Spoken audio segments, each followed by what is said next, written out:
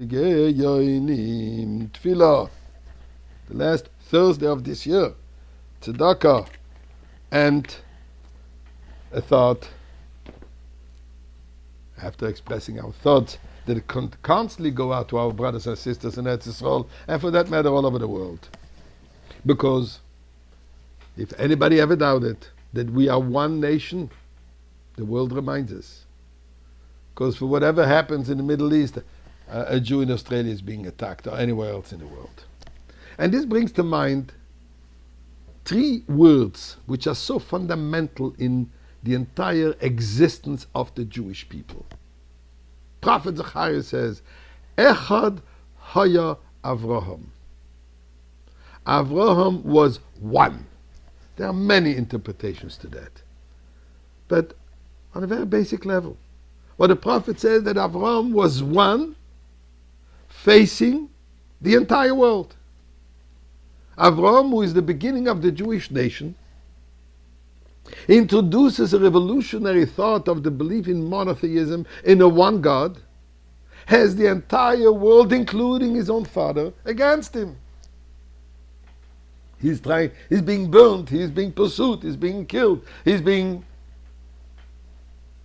hated by the whole world. Yet, he succeeded. He transformed the whole thinking of mankind. So it seems like that the beginning of the journey of the Jewish people, and for that matter of the, let's call it, believing civilized world, and the end of the journey, which is now, because now we're standing at the threshold of the complete transformation of the world with the coming of Mashiach and the recognition of the existence of one God, and for that matter, one nation, is happening right now. Let's just think about it for a moment. It's a whole year, a conflict in the Middle East, affecting the entire world. Anywhere in the world, Jews are being pursued and being attacked and being afraid in some places. The rise of anti-Semitic attacks is staggering. Just think about what just happened in the UN 2 days ago. A most obscene scene. While the president of the UN, an outspoken anti-Semite, paid lip service to the attacks, to the atrocities of October 7, dead silence in the entire august body of the UN. But then he speaks about the plight of the innocent Palestinians. Thunderous applause. Is this collective amnesia? Has the world forgotten who started the war in October 7? Has the world forgotten about the 1,200, I don't even want to say the words, what happened over there, and the hostages that are still there? Has the world forgotten these images about the distribution of candies on October 7?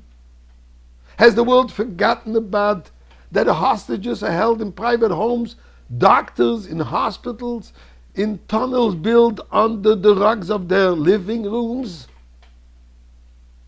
Isn't the world aware about those poor Lebanese who get rent for storing missiles to be sent directly to Israel?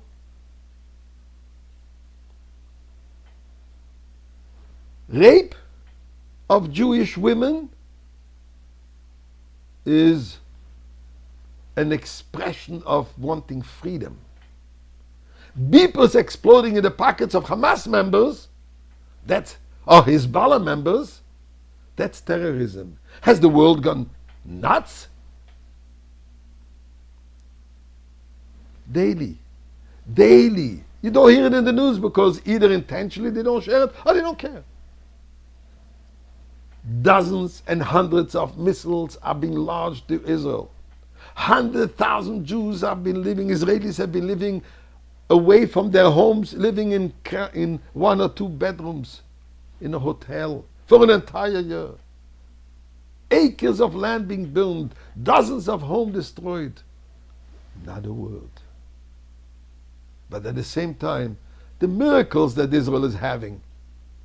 Thousands of missiles and rockets falling and relatively minimal damage. We cry for all those who lost their lives and all those who are affected. But compared to what could have been, and naturally should have been, it's frightening. What is the story? As Mrs. Adelson told Mr. Trump the other day, we have a secret weapon, God. This is something the world can't help but recognize. Nasrallah knows it, Sinwar Yamach knows it, the Iranians know it, the whole world knows it. God is protecting us. It's not the politicians, because the old saying goes, as the Gaulle said, dans la politique, il n'y a pas d'amitié, il n'y a que des intérêts. So the world recognizes what Avraham Avinu started, Echad Haya Avraham.